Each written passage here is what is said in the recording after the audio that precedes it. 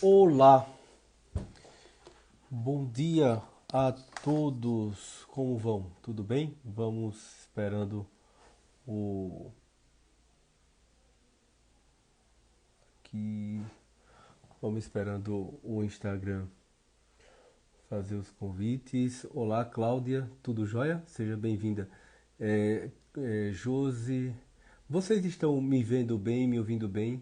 Olá, Ligiane, tudo jóia? Seja bem-vinda. É, tá tudo bem para vocês? O som e a imagem? Por favor, me dê um retorno.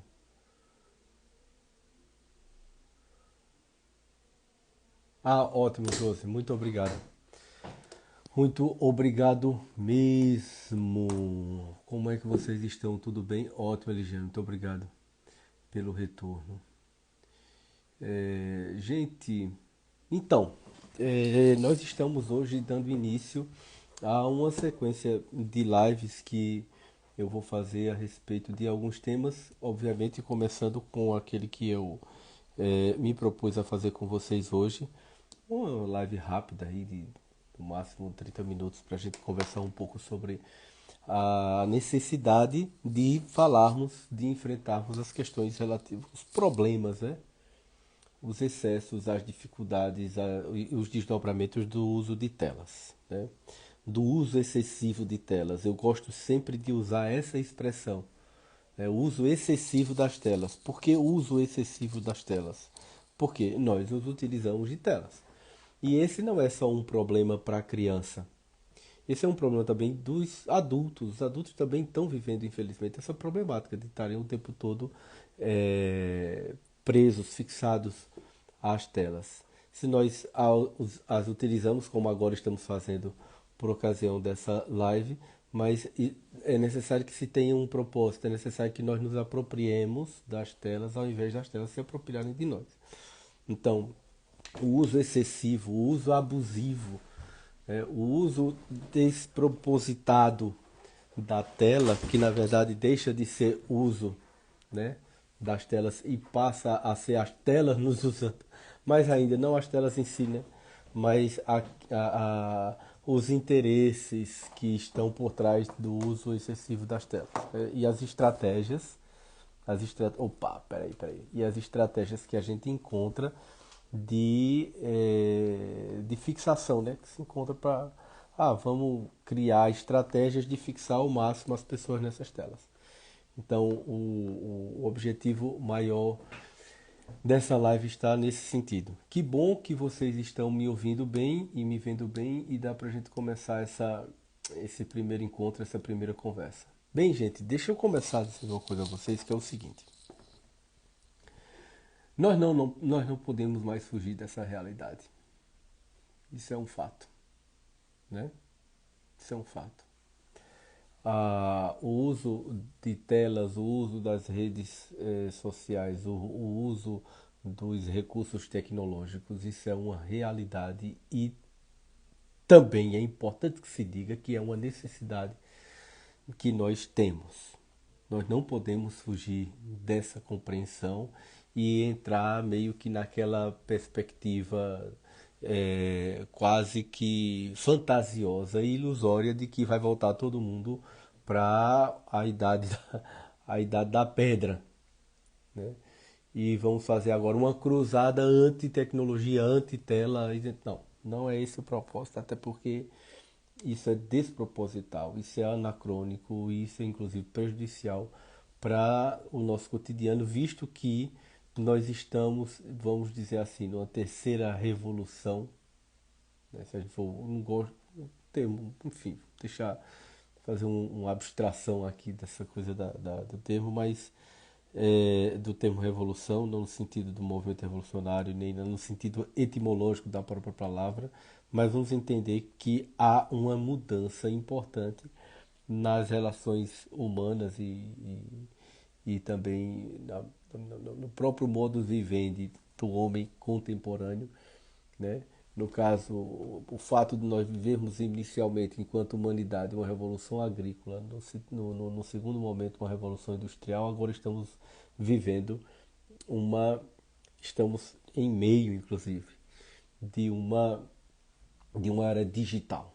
Inclusive, recentemente eu gravei um curso que vai ser disponibilizado nos próximos dias a respeito da questão do enfrentamento às telas e essa é uma das primeiras aulas, senão, acho que é a primeira aula que eu trato sobre a questão da era digital. Nós não podemos fugir a essa realidade.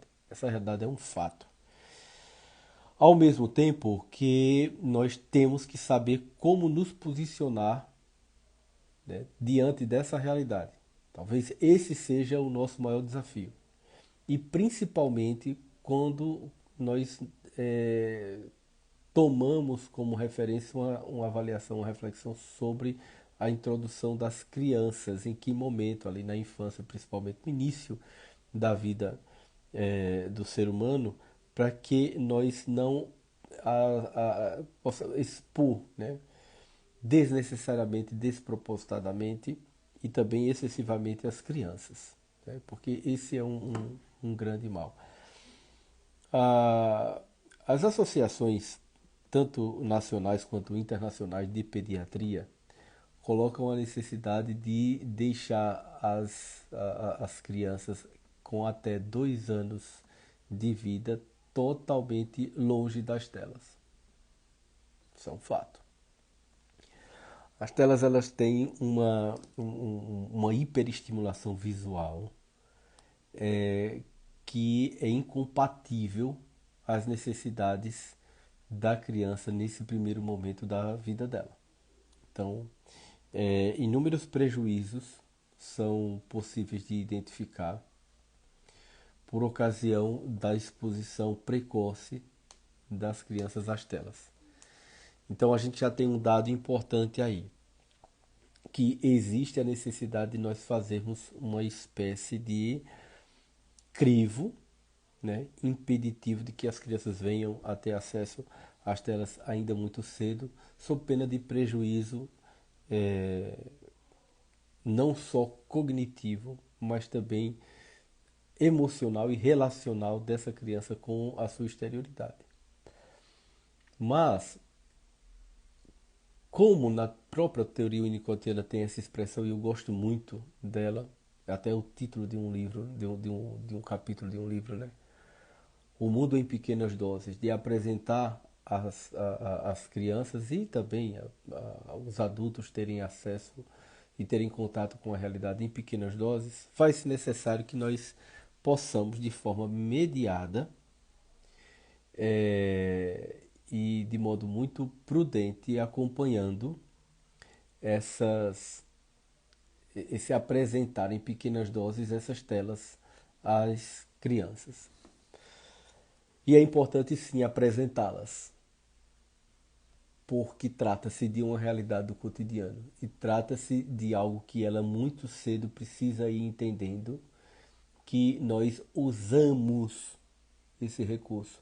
Nós não podemos ser usados por ele, nós não podemos ser tomados de assalto por esses recursos. Ao invés de utilizarmos como uma ferramenta ao nosso dispor, nós não sermos levados, conduzidos, fixados nessas telas, criando uma adição, uma dependência. Né? Então, qual o momento, durante quanto tempo e qual a finalidade desse tempo? Um tempo não como algo obsessivo. 30 minutos, acabou. Acabou, agora me entrega o celular. Não, não. Você imediatamente percebe o terror que é você tirar, por exemplo, a tela de uma criança ou de um adolescente. Né? Eu coloco criança e adolescente por quê? Porque são pessoas que ainda não estão com, vamos dizer assim, uma capacidade de autocondução muito bem definida e muito bem estruturada. Né? Então, quanto mais infantil e quanto mais imatura é uma pessoa, né, menos recursos ela tem para poder lidar com ferramenta de condução da própria vida. Então, facilmente por isso que elas são capturadas. Então, se você diz, 30 minutos para... Estou dando um exemplo, certo? 30 minutos para você usar o celular. E aí ela fica ali usando o celular e tal, e fica totalmente envolvida. E ao invés de ela usar para aquilo que ela necessita e para aquilo que ela domine, para aquilo que ela conduza para uma determinada necessidade mesmo, ela se entrega àqueles conteúdos que estão vindo muitas vezes até por sugestão do próprio algoritmo do, das redes, e aquele tempo ela não vê nem passando, vai se esvaindo. E quando chega aqueles 30 minutos, que ela não tem nem aquela noção de tempo mais, porque ela está totalmente imersa e envolvida naquele contexto de estimulação, de hiperestimulação, inclusive. Quando chega nos 30 minutos que você está ali controlando o tempo e vai tirar o celular, é um Deus nos acuda. Por que isso acontece? Acontece porque naquele momento, aquele seu filho, por exemplo, ou até mesmo você, que se coloca esses 30 minutos aí como parâmetro, como referência, é, está sendo conduzido por aquela situação ao invés de estar conduzindo-a. Porque se você estivesse conduzindo, você iria ali pontualmente e resolveria a sua questão, pegaria aquela informação que você necessitaria na tela, ou teria o acesso àquela informação que você necessitaria e finalizava o uso. Por quê? Porque você finalizou a sua necessidade, finalizou o seu objetivo. Mas não, quando você sai da condução, dos domínios, do controle da situação, é é a tela e aquilo, mais ainda, aquilo que está por trás da tela, né? Que conduz o processo. Até porque essa questão da tela, e é importante fazer essa colocação conceitual, essa questão da tela, ela precisa ser vista até numa perspectiva de compreensão etimológica até do termo tela.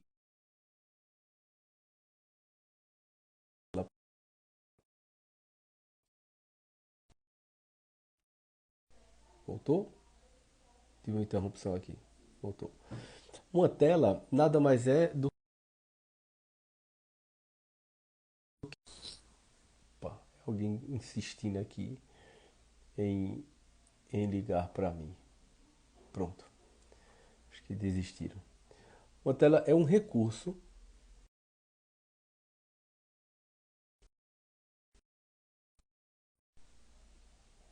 Deixa eu. Pronto, pronto. Olha, como eu estava dizendo, uma tela é um recurso, um mero recurso de exposição de um determinado conteúdo. A questão é que nós temos as telas digitais, porque a gente também tem tela analógica. É um quadro. Ah, por exemplo, esse quadro aqui. Isso é uma tela. É uma tela que está expondo uma informação, que está transmitindo uma informação, né? Esse quadro aqui. Só que essa tela, assim como essa tela do computador, assim como outras telas digitais, elas têm uma outra característica e, consequentemente, ela vai ter um outro, ela vai projetar um outro efeito sobre você. Ela vai criar uma outra forma de você se posicionar, e eu não diria se relacionar porque não há uma relação com a tela. A relação só existe se for com outra pessoa. Mas há um estímulo muito diferente e muito mais, vamos dizer assim, até invasivo, se a gente for pensar, diante dos conteúdos que são projetados e que são veiculados dentro a partir dessas telas digitais, né? E por isso a gente precisa entender qual é a finalidade dessas telas nas nossas vidas, né? Por que eu me utilizo de telas?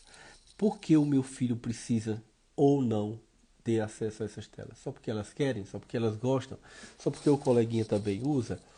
Quer dizer, essas perguntas aparentemente simplórias, perguntas simples que a gente precisa se debruçar sobre elas para que a gente possa entender o real, né, o, o, o real sentido de nós estarmos utilizando as telas e as redes nas nossas vidas. E principalmente, voltando àquilo que eu estava tratando com relação a crianças. Por quê? Porque as crianças, quando elas são entregues às telas, quando você pega um smartphone, entrega, ou um tablet, entrega, ou mesmo coloca, embora as telas elas tenham características diferentes e, portanto, elas têm efeitos diferentes, certo? Quando a gente trata de tela, as telas não são, a gente não pode colocar tudo no mesmo conceito. Uma coisa é uma tela de um smartphone, uma outra coisa bem diferente é uma tela de um computador. E também, mais diferente ainda, uma tela de TV. Uma TV que está na sala. Ou o lugar em que essa tela esteja. Se está na sala, se está no quarto, se está na cozinha. Enfim, nem toda tela é igual e nem toda tela produz o mesmo efeito. É muito mais danoso, por exemplo, você pegar uma criança e entregar ela o smartphone para que ela fique ali o tempo todo naquele celular, do que aquela criança, aquela mesma criança, está diante de uma TV. Por incrível que pareça, a TV ela tem ela produz um dano e uma dificuldade mais atenuado do que se você tivesse na frente de um smartphone, pela proximidade, pelo contato. Ninguém entra ali naquela, naquela experiência que você está tendo com aquele objeto e muito facilmente você fica fixado àquele aparelho. Então, quando você entrega um aparelho como esse a uma criança, ela fica o tempo todo não interagindo. Criança não interage com telas, porque a tela não tem ação. A tela a gente tem que entender que é um objeto inanimado, não tem interação. Ela apenas está reagindo, né, a estímulos que não são estímulos vindos de uma outra pessoa, vindo de um outro, não é uma ação humana, mas sim uma programação de um determinado, é, sei lá, de um determinado vídeo, ou de um determinado programa, ou de um determinado jogo, etc. Então, a criança, como tem um nível de e uma capacidade de resistência e de domínio maior sobre a realidade, ela tende a ser levada por esses estímulos, por esse conjunto de hiperestimulação.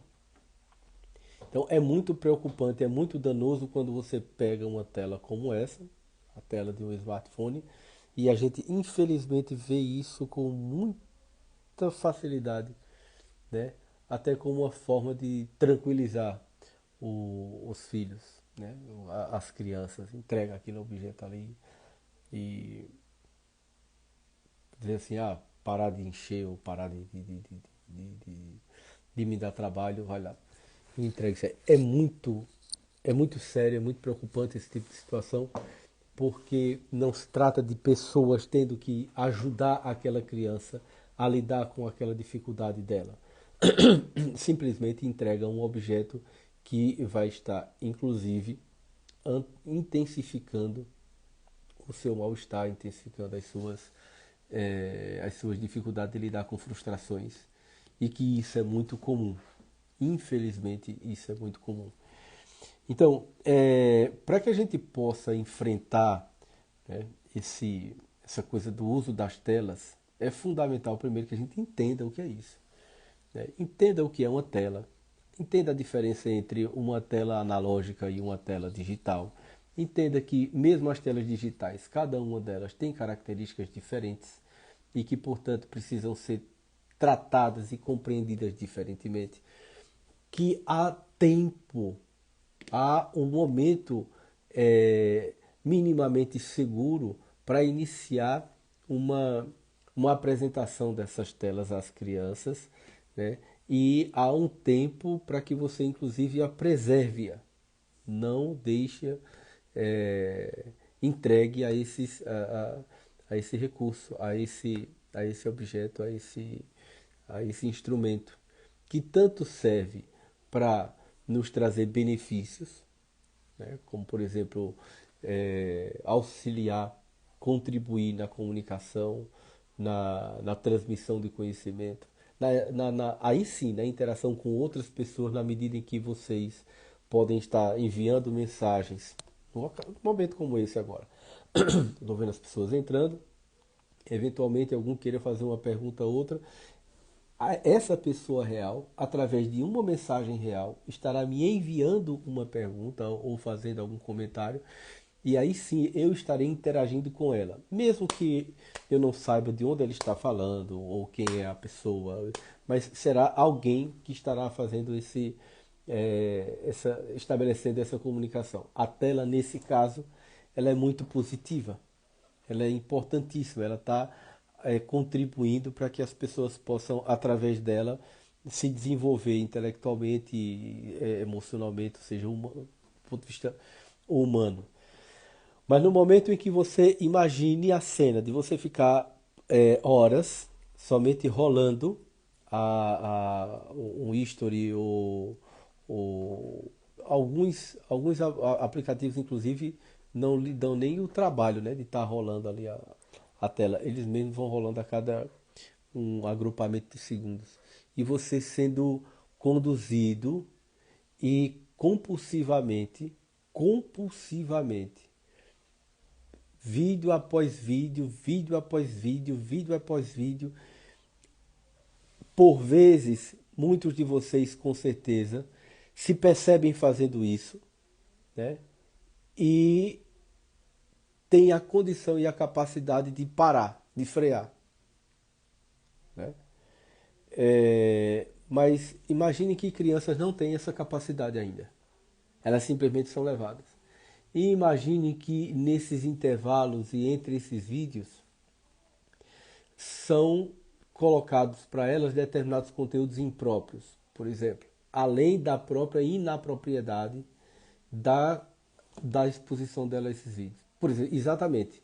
O TikTok é um exemplo desses. Inclusive, no mês passado, eu até participei como entrevistado, de uma matéria que saiu na Gazeta do Povo do Rio, que tratava exatamente dos perigos do TikTok, né? É, perigos que vão desde a especulações de espionagem, portanto, conteúdos de geopolítica e de inteligência cívico-militar, até situações danosas ao próprio funcionamento do sistema nervoso central, por ocasião de estarem trazendo, de estar, no caso do TikTok. Não só o TikTok, mas estarem no sentido de que tem outros aplicativos que fazem isso também. De estarem destruindo a atenção, né, fragmentando a atenção das pessoas. Imagina a cada 15 segundos ali um vídeo, ou até menos, porque você pode ir rolando aquilo ali, então você fica o tempo todo com a sua atenção fragmentada, né? E sempre a sensação de que aquele conteúdo não está lhe saciando e você quer sempre mais e mais e mais e mais e mais e mais. E então um consumo desenfreado e compulsivo desses conteúdos. E sobretudo por quê? Porque está ali disponível não para você. Isso é que é interessante e que é importante a gente ter sempre em mente. Aqueles conteúdos, esses conteúdos que estão nas redes, eles não estão disponíveis para nós. Eles estão disponíveis para que seja possível criar, isso é muito importante que eu vou dizer agora para encerrar esse raciocínio e eventualmente ouvir vocês também com relação a possíveis perguntas. Eles estão lá disponíveis para criar uma atmosfera psíquica de controle, de domínio e de governo das mentes. Essa que é a verdade. Sabe por quê? Porque a palavra cibernética, de cyber, né, tem uma origem grega, isso eu coloco inclusive no curso, que significa governo, certo? As pessoas não dizem isso abertamente, mas essa palavra cyber, que é uma palavra inglesa, mas tem uma origem grega, significa governo. Então, esse cyberespaço trata-se de um espaço governado. e percebam o quanto as pessoas elas passam a ser governadas, e não é só um governo do ponto de vista da condução mental, é também um governo do nosso cotidiano. Já pararam para pensar que hoje praticamente as pessoas fazem muito pouco de, nas suas vidas do ponto de vista do contato e participação do sistema, se elas não estiverem com o smartphone, não estiverem conectadas. A sensação que as pessoas têm é de que se elas estão desconectadas, elas não é, elas não estão interagindo com o mundo, elas não estão sequer vivas, elas não estão realizando a vida dela está parada porque ela está desconectada. E isso significa dizer que você, de certa forma, está se sentindo governado, e você acaba sendo governado por esse contexto. Mas deixe-me ver, Kátia fez uma observação, é um trabalho de reeducação que passa pelos pais também. Não tenha dúvida, Kátia. Eu costumo dizer que passa muito mais pelos pais do que pelas crianças, porque as crianças não têm condições de gerir e de conduzir essa situação. É importante se dizer isso. As crianças não conseguem controlar isso, conduzir essa, essa hiperestimulação. Então, cabe aos pais a tarefa de fazer essa condução, porque caso contrário, não se vai conseguir, não se pode esperar das crianças que infelizmente não têm, não porque infelizmente é a condição dela, né? Não tem condições de suportar, né, essa capacidade de contenção. E Yasmin colocou aqui, inclusive aqui que o Dr. Rodrigo sempre fala, não tem como existir filhos livres de telas se os próprios pais estão presos. Exatamente. Qual é o exemplo que ele vai dar em casa? Agora, veja como isso é, de certa forma, algo tão importante e grave de ser discutido hoje. Todos nós temos, né, no nosso cotidiano esses aparelhos como recurso de comunicação.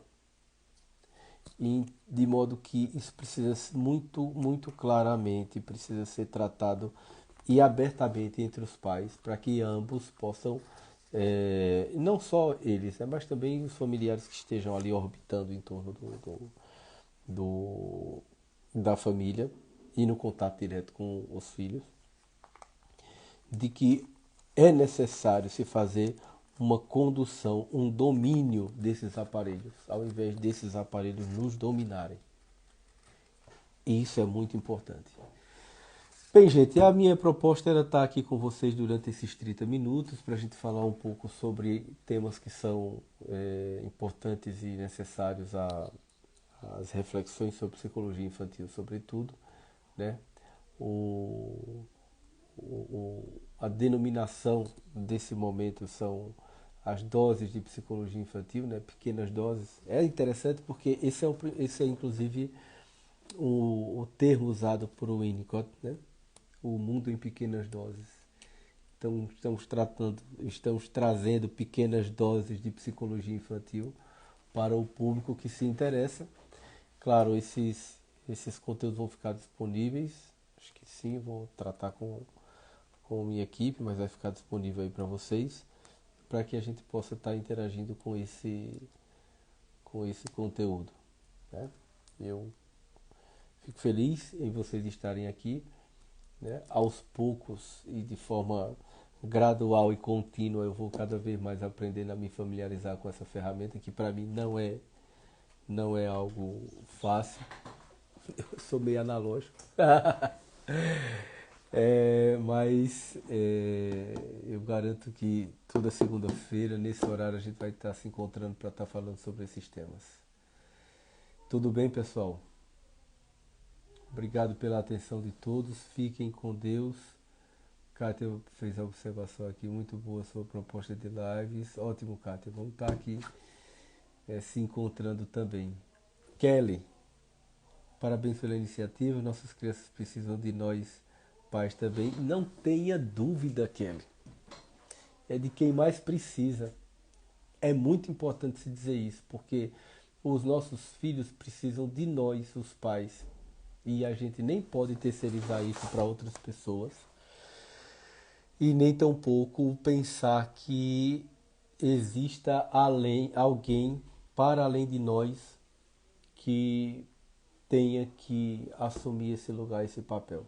Não é, é nosso. Claro, é bom se dizer uma coisa também que eu acho que se faz pertinente, viu, Kelly? Já que você trouxe essa questão e eu também abordei esse ponto aqui. Vejam só. Aristóteles nos ensinou que tudo em excesso é prejudicial ou em falta.